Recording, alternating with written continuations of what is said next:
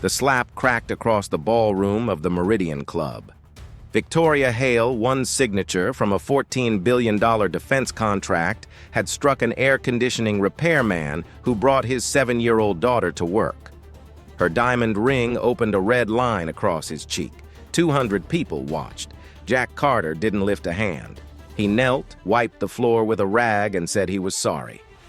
The bodyguard sent to drag him out stopped cold. He knew that scar. He'd been carried out of that valley.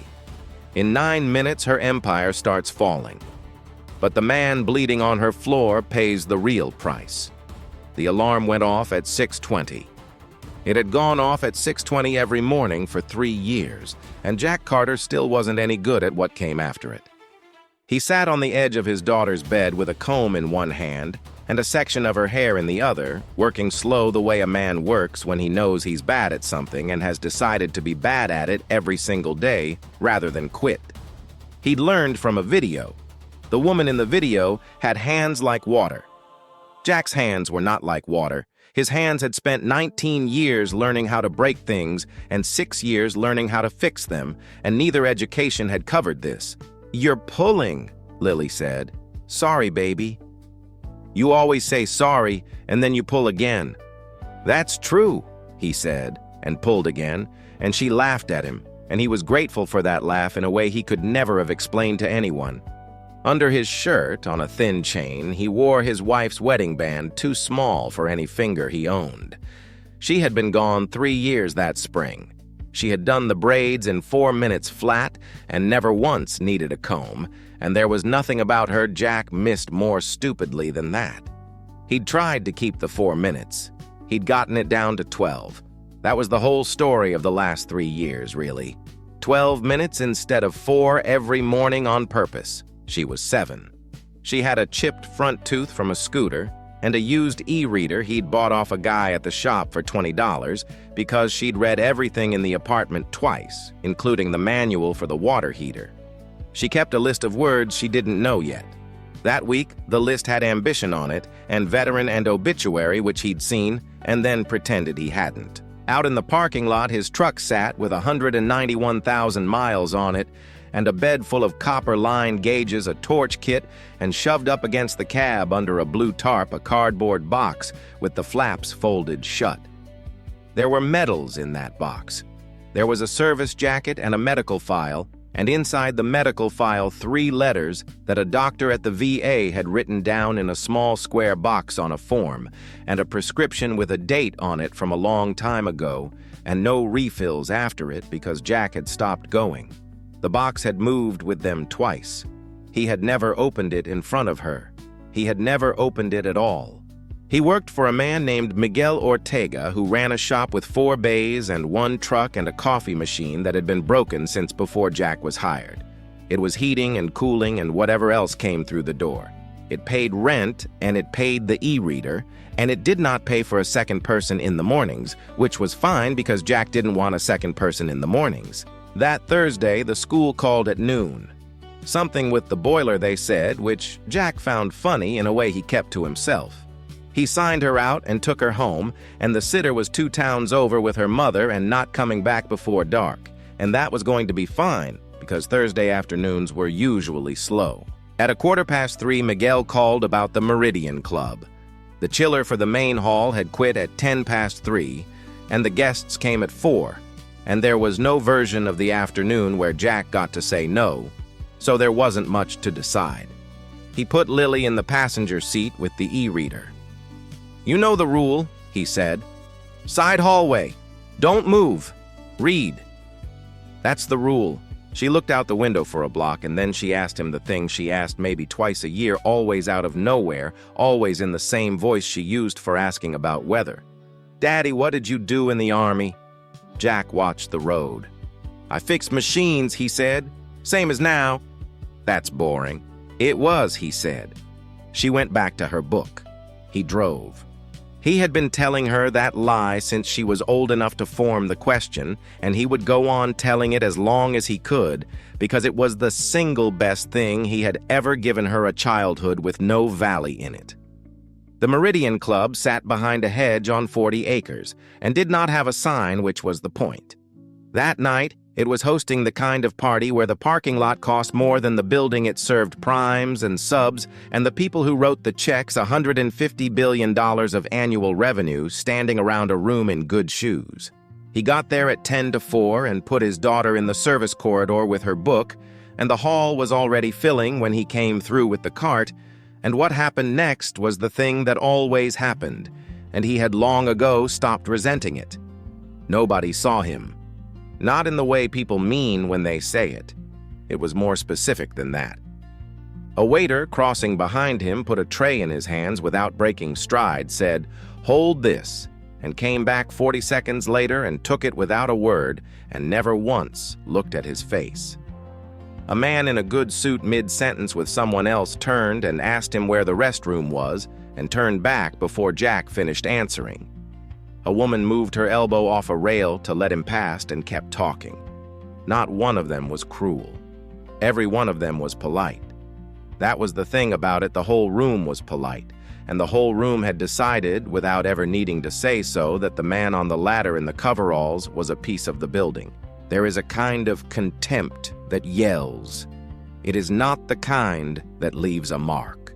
Victoria Hale came in at 4:40 with 2 people behind her and a phone in her hand she did not look at, because looking at it would have meant she was waiting for something, and she never waited for anything. She was 39.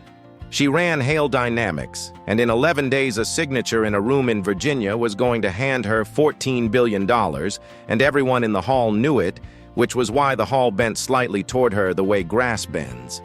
She was not loud. She never had to be. She had learned somewhere that the surest way to own a room was to hand your coat to it without checking to see if anyone took it. Here is what could be observed about her in the first 20 minutes if anyone had been watching and nobody was. Because they were all watching her instead, she never once let her eyes land on a face that was serving her. Not the coat girl, not the bartender, not the boy refilling water. It wasn't hatred. Her gaze simply slid off them the way water slides off wax. She had spent 22 years building an eye that could do that. At 4:55, she was talking to a man from a rotorcraft outfit when she stopped mid-sentence. Across the hall, 30 feet away, Jack Carter had gone down on one knee under the return grill, with a wrench in his hand sleeves, shoved up his weight on his heel, working a fitting on the copper line. Victoria looked at him for 4 seconds, then 5. Then 6. The man from the rotorcraft outfit said her name. She lifted the champagne off the tray beside her and drank the entire glass in one motion, and set it down, and the glass rang once against the tray because her hand wasn't steady.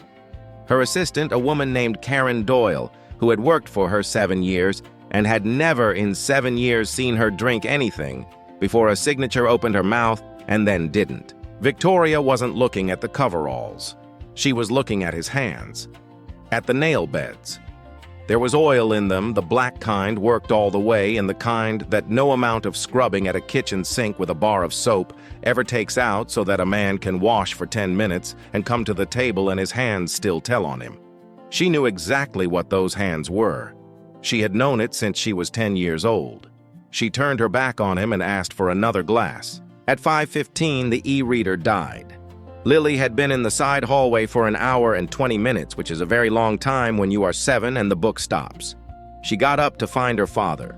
The hall was a wall of legs and elbows and 100 conversations, and she was 4 feet tall, and she went the way children go, sideways and low, and she got about 20 steps in before someone's arm swung out, and she stumbled and put her shoulder square into Victoria Hale's hip.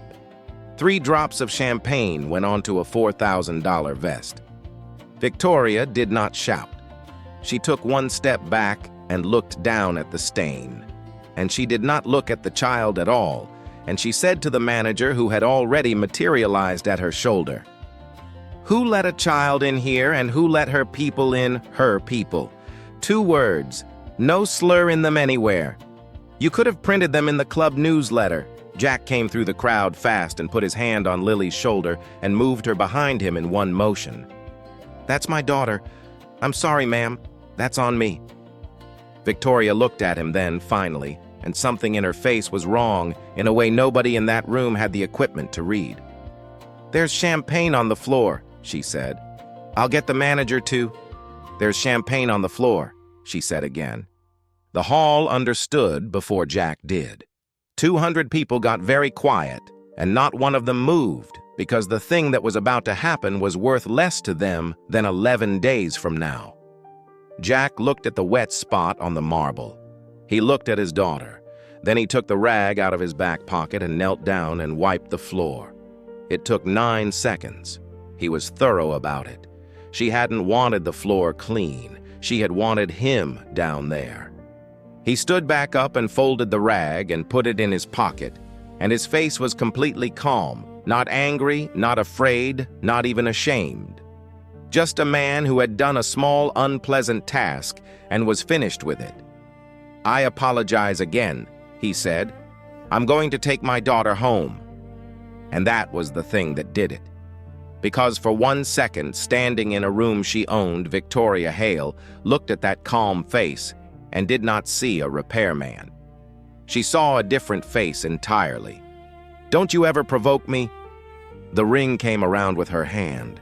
It was 4 carats, and it was set high, and it caught him on the cheekbone and opened a line about 2 inches long, and the sound it made hit the far wall of that hall and came back. Nothing moved. Nothing at all. 200 people, and the only thing in the room with any motion in it was the blood running down Jack Carter's face into the collar of his shirt. The wrench had come out of his hand when he took the hit. It hit the carpet and rolled, and it stopped near the foot of a woman in a green dress who looked at it and did not pick it up. Lily did. She walked out from behind her father into the middle of all of it. She bent down and got the wrench with both hands because it weighed almost 4 pounds, and she was 7, and she carried it back to him and held it up. And she said it loud enough that the men at the bar 40 feet away heard every word. "Finish your work, Daddy, and then we can go home." Nobody in that room breathed. A 7-year-old girl had just reminded $150 billion worth of people that her father had come there to do a job and that she still wanted him to finish it. Jack took the wrench out of her hands. He wiped his cheek once with the back of his wrist, and it did no good at all. Then he turned around and walked back across that silent hall to the return grill and got down on one knee and tightened the last fitting. It wasn't the slap that made that room go quiet. It was a child showing every person standing in it the one thing that all of them with all their money had lost somewhere along the way and never noticed going kindness with no terms attached to it. The clothes a man wears the color of his skin, the number at the bottom of his account, none of it has ever measured what he's worth. There is only one measure that has ever worked, and it is what a person does in the 10 seconds when nothing is forcing him to be decent and everyone is watching to see if he'll bother. 3 minutes later, the air came on. The compressor kicked in over their heads with a low shudder, and cold air began moving through 200 people who had just watched a man get hit and had decided collectively in the space of about 4 seconds to look at their drinks. Jack Carter came down off his knee, closed his tool bag, and reached for his daughter's hand. Victoria Hale had not moved from where she'd struck him. Something had gone out of her face and something worse had come into it, because a 7-year-old had said 7 words in front of every person whose opinion had ever mattered to her, and those 7 words had made the slap look like exactly what it was. She turned her head about 10 degrees, which was all she had ever needed to do. Leon. He came off the wall near the coat check. Leon Bell had run her personal detail for 2 years, 6'4", gray suit, the flat, unhurried walk of a man who had been trained a long time ago to move toward trouble rather than away from it. "Take them out," Victoria said, "both of them, and call the police." Karen Doyle, close at her elbow, said her name quietly. "He put his hands on me," Victoria said, and her voice carried, which was the point. 200 witnesses. Assault. Call the police." Nobody in that hall said a word. Not the man from the rotorcraft outfit. Not the 3 vice presidents by the ice sculpture. Not the woman in the green dress who had watched a wrench roll to a stop against her shoe and had decided that picking it up was not her job. $150 billion of annual revenue stood in that room with drinks in its hands, and every last person holding one understood that in 11 days, a signature was going to move $14 billion into the pocket of the woman with blood on her ring, and that the man bleeding was nobody. So the room did the arithmetic, and the room stayed quiet. Leon Bell walked across the marble toward Jack Carter and stopped. He stopped so abruptly that it looked like he'd hit a wall of glass. He was 6 feet from Jack, and he was not looking at Jack's eyes. He was looking at the underside of his jaw, where the blood from the cheek was running down and had wet the skin and made the old thing there stand out white against it. A scar, about 1.5 inches long, curved, hooked at the end. It is not a shape a knife makes. It is not a shape a fall makes. It is the shape a piece of metal makes going in sideways, and then the shape another man's pliers make coming back out after it in the dirt, without anything for the pain, because there is no time and no morphine, and the bird is 9 minutes away. Leon's eyes went down to the hand holding the tool bag. The sleeve was shoved up past the elbow. On the inside of the right wrist, running along the bone, there were 11 small tick marks in black ink. No names, no dates, just 11. Leon Bell was the 4th one. He had been 23 years old, and he had been face down in a wash outside a village nobody in this ballroom could pronounce, with a leg that no longer worked in the way legs are supposed to work, and everything that could still run had already run. That was the whole tactical picture. That was the entire situation as it existed at 7:41 in the morning 6 years ago. At 7:48, one man had walked back in, not driven. There was no vehicle left. He came in on foot through the low ground with the smoke going flat across it, and he had come back 6 times, and the 4th time was Leon. And Leon remembered exactly 2 things about it. He remembered the man saying, "You're heavier than you look," in a completely conversational voice like they were carrying a couch. And he remembered the blood coming off the man's chin onto the front of his own shirt, drop after drop after drop, and thinking with the strange clarity that comes when you are certain you are about to die, he's hurt worse than I am, and he hasn't said one word about it. 6 years later, in a ballroom in a state with no dust in it, Leon Bell stood in a gray suit and watched the same blood fall on the same shirt. His hands came open at his sides. "Ma'am," he said, and the whole hall heard how his voice had come apart in the middle of the word, "I know who this man is. You don't." Victoria stared at him. "Please, stop," Leon said. "Stop right now before it's too late." There are moments when a life turns on the smallest available hinge, and the person it turns on cannot see the hinge at all. Victoria Hale had built 22 years on a single rule, and the rule was that she did not get told no in a room she was standing in.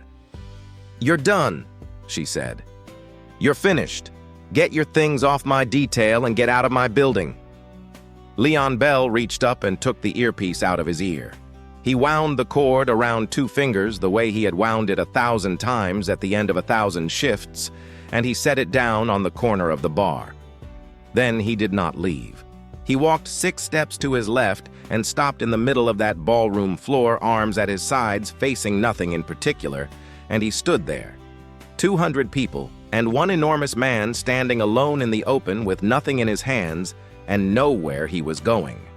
It was the 2nd time in his life he had refused to leave that man behind. The 1st time had cost him a leg that still ached in cold weather. This one was going to cost more, and he knew it standing there, and he stood there anyway. That is the whole reason anyone remembers Leon Bell. He didn't choose right when it was free. He chose right when the bill came. Victoria pulled out her phone. She did it in front of everyone deliberately, the way you draw a weapon you want people to see. Her thumb found a number that maybe a dozen people in the private sector had, and she put it on speaker and held it up flat on her palm at chest height so that the ballroom could hear what happens to people who touch her. It rang twice. "Ellison." The voice came out of that little speaker and went across the marble, and everyone in the room who mattered stood up a half-inch straighter because General Raymond Ellison had been the Deputy Secretary of Defense for 2 years and had spent 31 before that in places most of them had only ever sold hardware into. Ray, it's Victoria Hale. I'm at Meridian. I need something handled tonight. It's 5:45, Victoria. I've been assaulted, in front of 200 witnesses, by a contract laborer this club let wander into a private function. She let that sit exactly long enough. I want him in a cell tonight, and I want the club's clearance sponsorship reviewed in the morning. Some air conditioning repairman named Jack Carter. 4 seconds of nothing came out of the phone. Karen Doyle, standing close enough to see the screen, watched the call timer tick 1, 2, 3, 4, and in 7 years, she had never once heard the far end of a call go quiet on Victoria Hale. "Say the name again," Ellison said. "Carter." "Spell it." Victoria's mouth opened and shut. "Carter, Ray, I don't... Is he in the room with you right now?" "Yes." "Ask him his unit." She looked up. Jack Carter was standing 30 feet away with his daughter's hand in his and blood drying on his jaw, and he had not said one word since the sound of the slap left the far wall. "He's a repairman," Victoria said. "Ask him his unit," Ellison said, "or hand the phone to somebody who will." She turned and walked toward him, holding the phone out flat, and her heels on the marble were the only sound in that entire hall. "What was your unit?" she said. Jack looked at the phone. He looked at his daughter, who was looking up at him with her whole face open, waiting to hear the answer to a question she had asked him in the truck 2 hours earlier and gotten a lie for. He didn't answer. "He won't answer," Victoria said to the phone, and there was something almost like relief in it. "Take me off speaker," Ellison said. She didn't move. "Mrs. Hale, take me off speaker, now." Her thumb obeyed her before her judgment could catch up with it, and the ballroom lost the general's voice, and 200 people were suddenly watching a scene with the sound cut out of it. "Put the phone where he can hear it," Ellison said in her ear, "and ask him one word. The word is Ashgrove." Victoria held the phone out toward Jack Carter's face and said it. And for the first time in the entire evening, through the child, through the kneeling, through the rag, through the ring, through the blood, his face moved. He closed his eyes. 200 people watched a man in coveralls close his eyes in the middle of a ballroom, and not one of them had any idea what they were looking at except for the enormous man standing alone on the floor with no earpiece, who was close enough to hear it and had begun silently to cry. Jack opened his eyes and leaned toward the phone and said it low to the microphone and to nobody else. "Ashgrove, 7:48. Ashgrove had been sealed for 6 years. 13 people had ever known what happened at 7:48 that morning, and 11 of them had been carried out of that low ground on the back of a man who was now standing in a ballroom with a wrench in his hand, telling his own daughter he fixed machines. When Raymond Ellison spoke again, his voice had changed so completely that Karen Doyle, who could hear the leak of it against Victoria's ear, thought for a moment that the call had been transferred to another man. "Hand him the phone," he said, "right now." Victoria Hale did not move. "Mrs. Hale, I have given you an instruction." She held it out, and Jack Carter looked at it for a long moment, and then he let go of his daughter's hand and took it and put it against his ear and said quietly, "Sir." Whatever the general said to him took 19 seconds. Nobody else in the world heard it. Jack listened and said, "Yes, sir," and then, "No, sir, I'd rather you didn't." And then, "She's here with me. I'd like to take her home." Then he handed the phone back and picked up his tool bag. Victoria put it to her ear. "Ray, this is absurd, whatever he told you." "Put me back on speaker," Ellison said. "You wanted the room to hear. Let the room hear." Her thumb moved before her judgment could stop it, and that was the last free choice Victoria Hale made that night. "Mrs. Hale," the general said, and the hall had him again. "I want to be very precise with you because you're going to be quoting this conversation to lawyers for the next 2 years, and I'd like you to quote it correctly. I am not canceling anything. I don't have that authority, and if I did, I wouldn't use it standing in my kitchen at 5:45 in the evening. The award decision belongs to a source selection authority and a contracting officer and a process that does not care in the slightest what I think about you." Something loosened very slightly in Victoria's shoulders. What I am doing, Ellison went on, is directing that the Hale Dynamics proposal be suspended pending a review of present responsibility under Federal Acquisition Regulation Subpart 9.104. That's the section that says a contracting officer may only award to a responsible prospective contractor, and that responsibility includes a satisfactory record of integrity and business ethics. That is the entire standard. Integrity and business ethics. There's no dollar figure in it, and there's no waiver in it. For a champagne stain, Victoria said. You're going to hold up $14 billion for a champagne stain. I'm not holding up anything, I'm opening a review. The voice on the phone was mild, and it was the mildness that emptied the room. Mrs. Hale, in 33 years, I have seen a great many proposals survive a responsibility review. I have never once seen one survive a responsibility review that started with a video. Victoria Hale lifted her head and looked at her ballroom. 37 phones! She counted them later in a deposition from the Discovery Index. 37 separate devices in that hall had been recording by the time her hand came around, because the sound had started with a child's voice saying, "Finish your work." Daddy and every person there had known in the animal part of the brain that knows these things that something was about to happen worth having. Near the back, an old man in a blue blazer with no tie stood by himself and slowly raised his own phone screen out so she could see it. Admiral Thomas Reyes had been retired for 4 years. He had come for the shrimp. The call ended. Nobody had arrested anybody. Nobody had canceled anything. 200 people had watched a woman get told on speaker that her $14 billion was going to be looked at by a stranger with a checklist, and not one of them had learned who the bleeding man in the coveralls actually was. They had only seen him close his eyes. Victoria Hale was still, by any measure, a bank would recognize one of the most powerful people in American defense manufacturing. She still had a proposal on a desk in Virginia and 11 days on the calendar. She had lost exactly nothing. What she had heard was the ground crack, and that is when she did the worst thing she ever did in her life, which was not the slap. She fought back. The machine took about 90 minutes to spin up and 72 hours to do its work.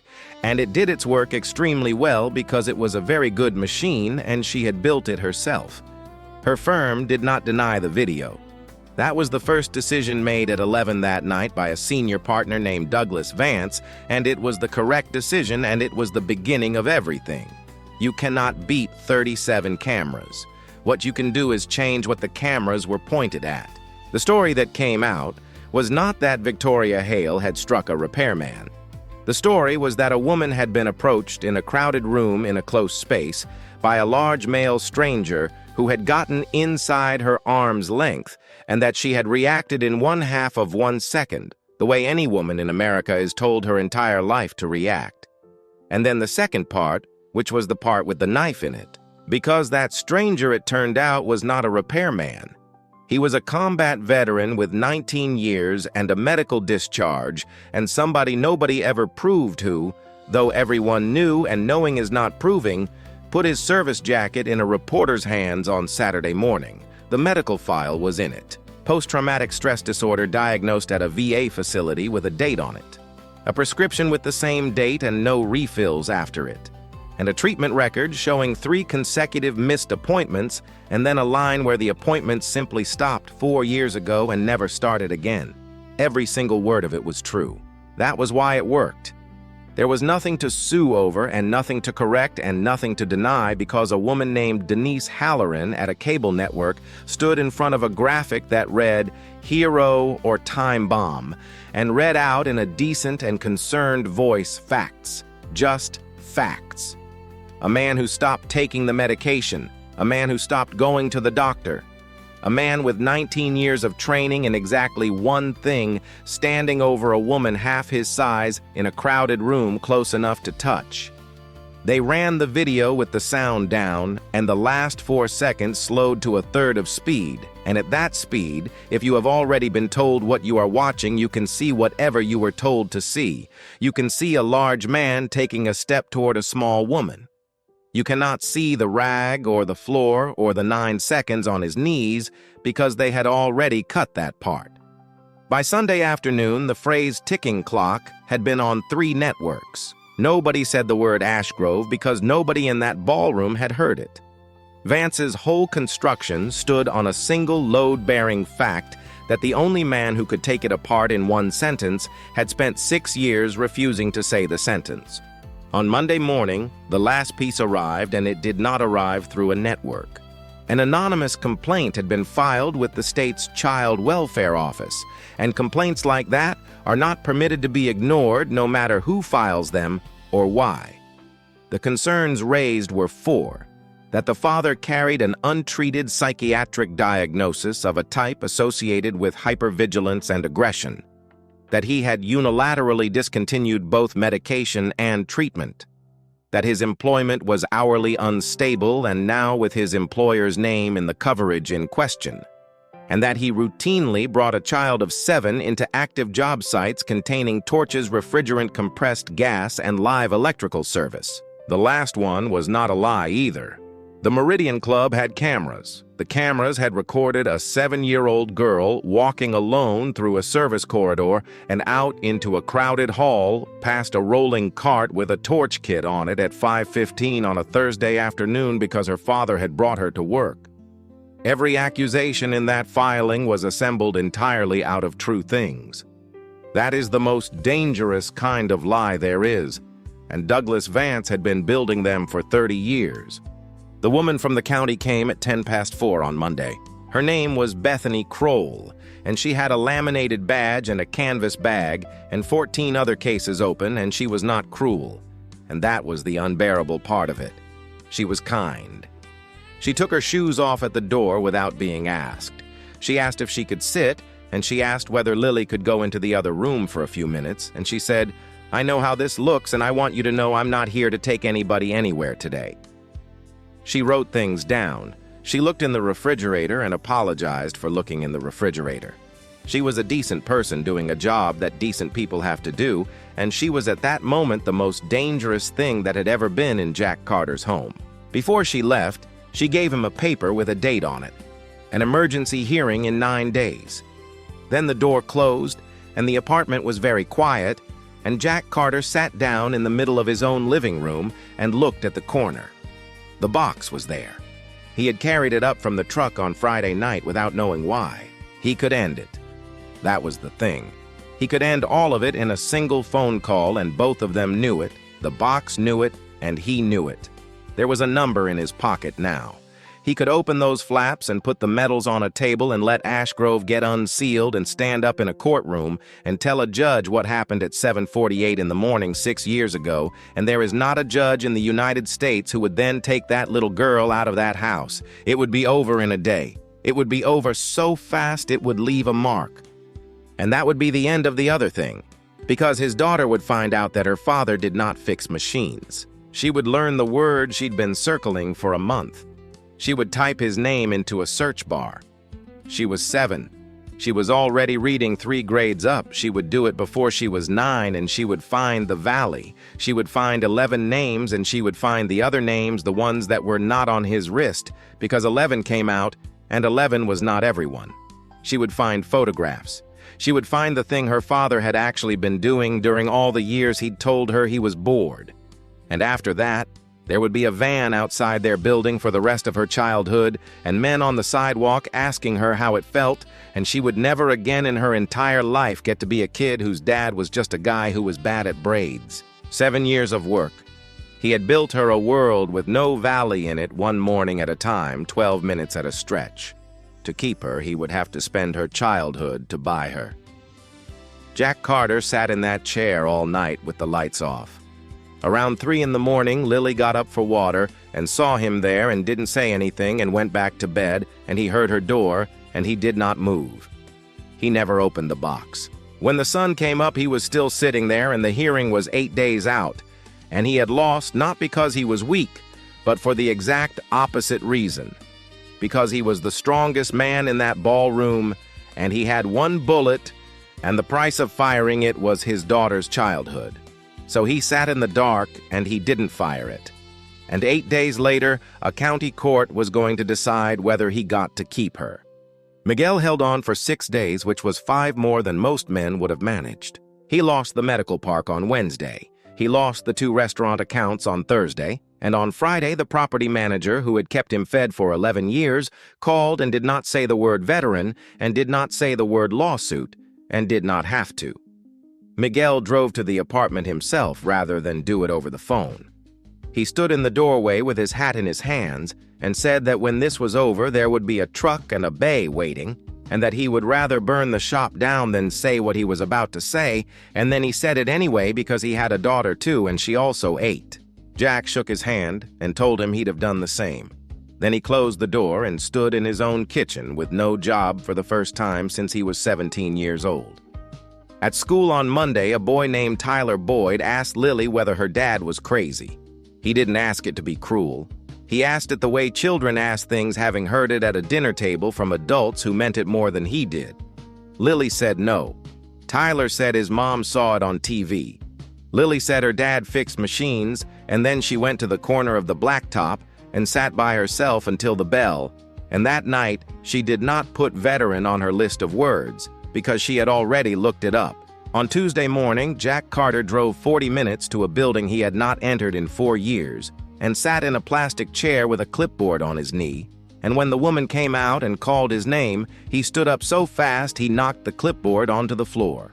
He did not do it for the court. His lawyer, a woman from a legal aid clinic who had 30 other clients, and a Toyota with a cracked bumper, had told him it would look good, and he had told her he didn't care how it looked. He sat in that room for 50 minutes and said almost nothing for the first 30. Then he said one sentence about a wash outside a village and had to stop, and the doctor waited, and Jack looked at the carpet and said, "I have a kid. I need to be able to do this for another 10 years. I stopped coming because coming meant it was real." He made a second appointment. He kept it. That night, Lily came into his room at 11 and stood by the bed the way she used to when she was 4, and there was weather. "Can I be in here?" He moved over. She got under the blanket and lay on her back looking at the ceiling for a long time, and Jack lay there beside her and let the clock run, because he had learned that if you wait long enough, a child will tell you the thing they came to tell you.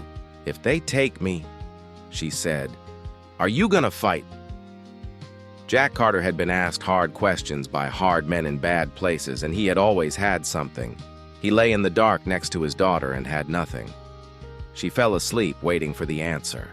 He never opened the box, but other men opened theirs. Leon Bell had been out of work for 13 days by then. It had taken Hale Dynamics outside counsel, 3 of them, to file the complaint that pulled his guard license abandonment of post-insubordination during a security event, a paper trail assembled with the same craftsmanship as everything else Douglas Vance touched. He had no car. He had sold it on the 4th day. So on the morning of the hearing, he took 2 buses and walked the last mile in 40 minutes on a leg that had never worked right since he was 23, and it was cold, and the cold is when it aches. He had no lawyer. He didn't know how to file anything. He simply walked into the courthouse and asked the deputy at the metal detector who he needed to talk to about telling a judge something true. They put him in the hallway. At 9:15, they let him in. He was 6'4" in a suit he'd worn for 2 years, standing behind a woman who never once looked at him, and he stood in front of a judge named Eleanor Prescott, and said his name, and said he'd been fired for refusing an order, and said he understood that made him look bought and that he wasn't, and that he'd sold his car. Then he pulled his sleeve back and held up his own right wrist, which had nothing on it at all. "Your Honor, that man over there has 11 marks on his arm. I'm the 4th one." His voice went to pieces, and he kept going through it. "I was 23. Everything that could run had already run. I want to be clear about that. Everybody left, and nobody was wrong to leave. That was the correct call. He came back on foot 6 times. He was bleeding out of his face the whole time, and he never mentioned it once." Leon Bell looked at the judge. "If this court believes that man is not fit to take care of a child, then I would like somebody to explain to me why I'm standing here." Near the back, an old man in a blue blazer with no tie stood up. Admiral Thomas Reyes had spent 38 years in the Navy and 4 years being bored, and he had brought 2 things with him. The first was the original file off his own phone, 29 seconds uncut, unslowed with the sound left in. The second was a certified copy of the Meridian Club's corridor footage, which the club had handed over the moment its lawyers finished the same arithmetic the ballroom had done and reached a different answer because by then Hale Dynamics was no longer worth protecting. The court watched a man get down on his knees and wipe a floor with a rag for 9 seconds. Then the courtroom doors opened. 9 men came in. They came in together, and they came in wrong. No notice, no filing, no lawyer among them, a plumber from Baton Rouge and a high school football coach, and a man who ran a landscaping crew and 6 others in the only good shirts they owned, and every one of them had gotten on a plane or in a truck inside of 36 hours. Behind them came a woman named Carolyn Reese, who was 41, whose husband had been the 3rd mark on that wrist and who had buried him 2 years after he came home. Jack Carter turned around in his chair and saw them and put his hand over his mouth. Not one of them was there because he called. He hadn't called anybody. He hadn't opened the box. Leon Bell had called them. There is an irony in this that ought to be looked at squarely. Victoria Hale spent 22 years building something, and it took 9 minutes on a Thursday evening to crack the ground under all of it. Jack Carter spent 7 minutes and 48 seconds one morning in a place he never talked about. And 6 years later, that 7 minutes and 48 seconds could still get itself onto an airplane walk into a county courthouse in shoes it had polished the night before and stand next to him. There are assets that never appear on any balance sheet anywhere. They don't earn interest. They just sit there for years quietly, and then one day they show up. Judge Prescott took a recess of 20 minutes. When she came back, she said that the county had acted properly on the complaint it received, that the complaint's factual assertions were accurate and its conclusions were not, and that she was dismissing the petition. She said one more thing off the paper, looking at Jack over her glasses. She said she was going to note for the record that in 14 years on this bench, she had never had a courtroom fill up with people who weren't subpoenaed. Then it was over, and Jack walked out into the cold with his daughter's hand in his, and Leon Bell walked the mile back to the bus. The rest took 7 weeks because that is how long it actually takes. There was no phone call that ended it. There never is. A responsibility determination under subpart 9.104 is a thing done by a contracting officer with a file, and the file grows, and people submit to it, and it moves at the speed of paper. 37 videos went into it. The uncut 29 seconds went into it. So did Leon Bell's revoked license and the filing that revoked it and the billing records behind that filing and a great deal of correspondence out of the offices of Douglas Vance that Vance had assumed no one would ever have standing to ask for. At the end of 7 weeks, the contracting officer signed a document that used no adjectives at all. It found that the prospective contractor did not have a satisfactory record of integrity and business ethics, and it removed Hale Dynamics from the competitive range. The stock lost 26% in 2 days. The board removed Victoria Hale as chief executive on a Tuesday morning by a vote of 8-3, and Karen Doyle, who had worked for her 7 years, carried the box out to the car and then went back inside because she still had a job and Victoria didn't. The criminal charges came 8 days after that, and the assault was the smaller one. The anonymous complaint to the county had come from an address that was not as anonymous as Vance had believed, and the state's attorney walked it backward through a billing entry, 4/10 of an hour, research re-mandatory reporting statutes, and out the other side into a felony, tampering with a witness. Victoria hadn't understood that Jack Carter had been a witness. She had thought he was a problem. It is a distinction that carries 5 years. They handcuffed her in a lobby with a marble floor, and it made no sound at all. She pled guilty to everything, so there was no trial. There was only a sentencing hearing in a room with 40 people in it, and the state played the video there. The court had it on a screen, and the sound came up from a speaker on the clerk's desk, and it was strange to hear it in that room, the child's voice first thin and perfectly clear, saying, "Finish your work, Daddy, and then we can go home." And then 4 seconds later, a woman's voice. Don't you ever provoke me?" Victoria Hale put both hands over her face and began to sob, and everyone in that courtroom thought they understood why, and everyone in that courtroom was wrong. She wasn't crying because it was on the record. She was crying because she had finally heard whose voice it was. Meadowbrook Estates was 140 units on a gravel loop outside a town that doesn't matter, and her father had a name that would have meant nothing to a single person in that ballroom. Ray Hallery fixed furnaces. He was on his knees in other people's basements 6 days a week for 19 years, and he came home with black oil, worked all the way into the beds of his nails, and he would stand at the kitchen sink with a bar of soap for 10 minutes before dinner, and his hands would still tell on him. They always told on him. She was 10 the day the landlord came about the rent, and he did it outside on the gravel where the whole loop could watch. He said things she has never repeated to anyone. And her father, with his hands still wet in front of his daughter in front of the whole park, looked at that man and said, "I'm sorry." And then he said it again. Twice. He said it twice. Victoria Hallery stood on that gravel at 10 years old, with her fists shut so hard her nails went into her palms, and she made herself a promise, and she kept it for 29 years with a completeness that ought to be studied. She would never kneel. She would never say sorry to anybody standing over her. She would never ever be him. And then a man in coveralls got down on one knee in her ballroom and wiped a floor with a rag for 9 seconds, and stood back up with no shame in his face at all and said, "I apologize" again, and said it a second time and asked to take his daughter home. She hadn't hit an air conditioning repairman that night. She had hit the father she had spent her whole life being ashamed of, and worse, the father who had been braver on that gravel at 44 than she had ever been in her life, and who had known something she hadn't figured out in 29 years of trying, that a man on his knees for 9 seconds is still a man, and the thing that empties you out is not kneeling. She had kept her promise perfectly. She never became Ray Hallery. She became the landlord. She fired Douglas Vance in a conference room in 6 words, and she did not appeal anything, and her sentence was 31 months, and she served all of it. In the second year, she wrote a letter and had it mailed. It did not ask Jack Carter for forgiveness. She had gotten far enough by then to know that asking would have been one more thing she was taking. It was 4 pages, and almost all of it was about a man named Ray Hallery who fixed furnaces, and about a bar of soap, and about a gravel road.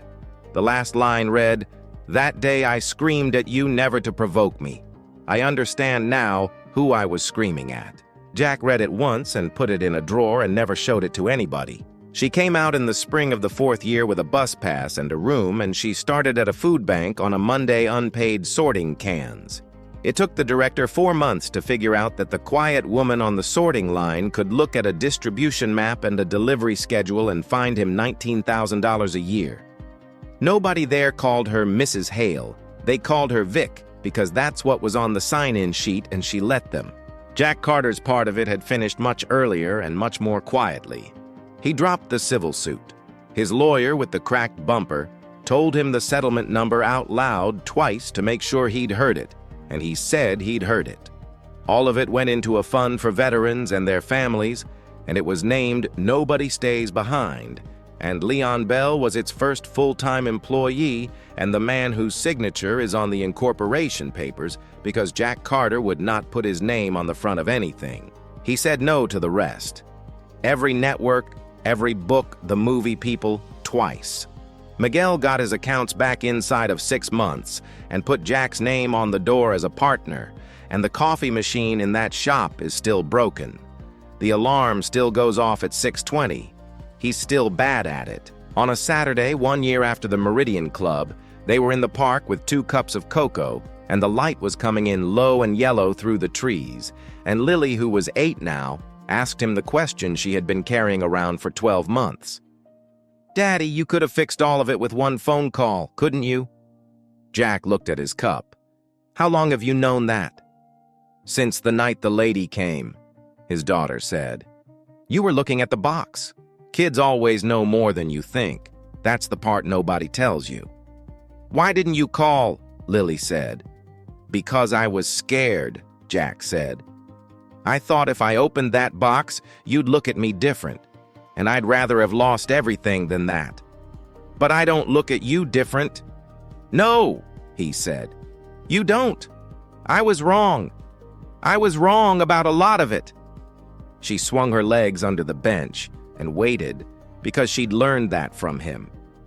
"You want to know what strong is," Jack said. "A weak man is a man who has to prove it. A strong man is one who could destroy somebody and picks not to. That part I had right." He turned his cup around in his hands. "But strong doesn't mean quiet forever, Lily. I stayed quiet too long. There's a time you have to speak up, not for you, for the people you love. I didn't learn that in the army. I learned it off a 7-year-old with a wrench." Lily nodded, the way children nod, half of it landing now, and half of it waiting somewhere for a Tuesday afternoon 30 years out, when she'll be standing in a kitchen and it'll come back whole. Then she reached into her backpack and took out the wrench. She'd kept it a year. It was still almost 4 pounds, and she still needed both hands. "Finish your work, Daddy," she said, "and then we can go home." And Jack Carter laughed, actually laughed out loud for the first time in this entire story.